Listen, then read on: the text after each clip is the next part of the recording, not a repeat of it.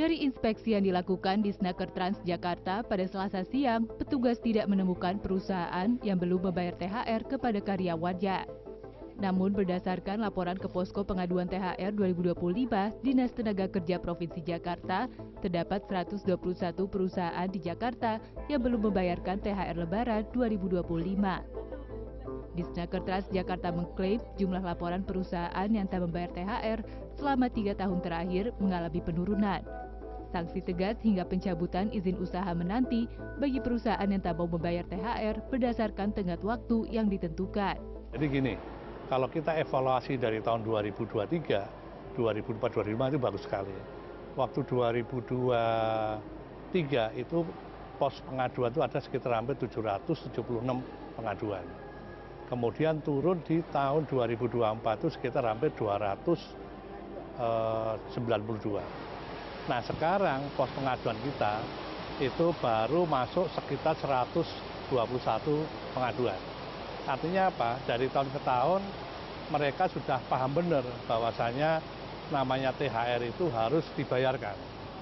Ya memang kalau kita bicara kasus dari tahun sebelumnya, ya alhamdulillah semua kasus bisa diselesaikan di akhir tahun. Sementara di Jawa Timur, Dinas Ketenagakerjaan Provinsi Jawa Timur menyebut hingga sepekan jelang Lebaran ada 20 perusahaan yang dilaporkan belum memenuhi kewajiban pembayaran THR. Dibandingkan tahun lalu pada periode yang sama, laporan pengaduan THR pada tahun ini diklaim menurun hingga 20%.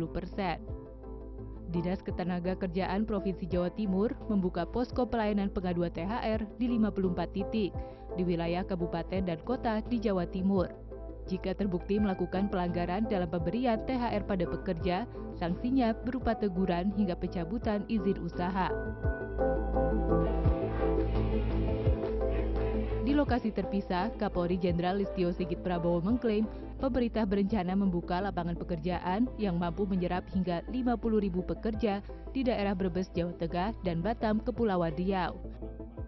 Dalam pernyataannya di hadapan para buruh korban PHK di Jalan Kamal Penjaringan, Jakarta Utara, pemerintah akan memprioritaskan para pekerja korban PHK dari PT Sritex dan beberapa perusahaan lain.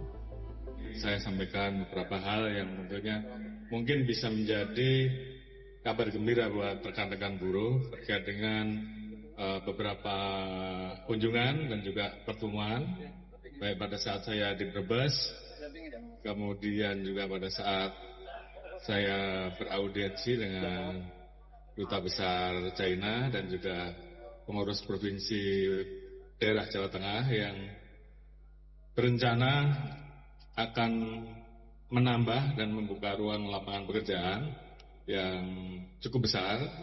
Dan tentunya kami menyambut sangat luar biasa, menyambut gembira dengan investasi yang baru dilakukan di Jawa Tengah dan di Brebes yang akan menerima pekerjaan sebanyak 50.000 lowongan pekerjaan. Dan ini sangat membantu teman-teman gerakan buruh Indonesia. Dan kami akan terus mengkritisi kebijakan yang tidak berpihak kepada rakyat, tapi kami akan mendukung setiap kebijakan yang berpihak pada rakyat. Dalam acara pemberian santunan bagi para buruh ini, Kapolri pun menegaskan, kepolisian akan terus mendukung program pemerintah di bidang lapangan pekerjaan serta menjamin keamanan serta iklim investasi di Indonesia. Tim Liputan CNN Indonesia.